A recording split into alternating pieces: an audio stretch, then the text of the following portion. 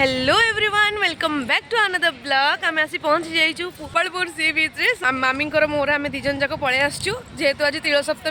सप्तमी रे चंद्रभागा बुड़ पका जाए और सूर्य को जलदान करा जाए कहीं करा जाए आपण मन जदि जानिछन ताले कमेंट माध्यम निश्चित जणेबे।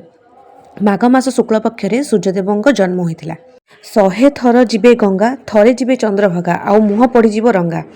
आर अर्थ कौन आप कमेंट माध्यम जणेबे। आउ कौ तीन ठाकुर चंद्रभागा को बुड़ पकाइवाई आसती कमेंट माध्यम निश्चित जणेबे। लोक मैंने पूरा लाइन लगे राति आसी पूजा करेंगे बोली भोर भोर ये पूजा सारी आम तो गाधेकी पलि आसलु आम पाखे तो चंद्रभागा नुह जेहेतु अच्छी समुद्र तेणुक आम टे जाइकी आम मामी मोर जाइए पानी छींची ही जाइलु। फास्ट मामी छींची होती देन मु छींची होती तापर कौन है आपण मैंने देखु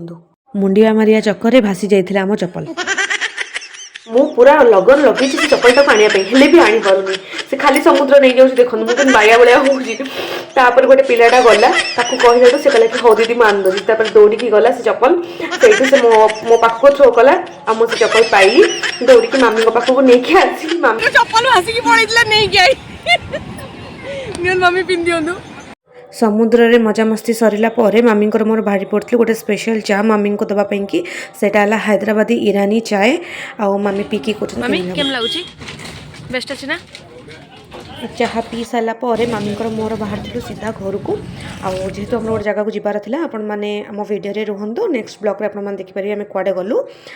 thank you for the watching.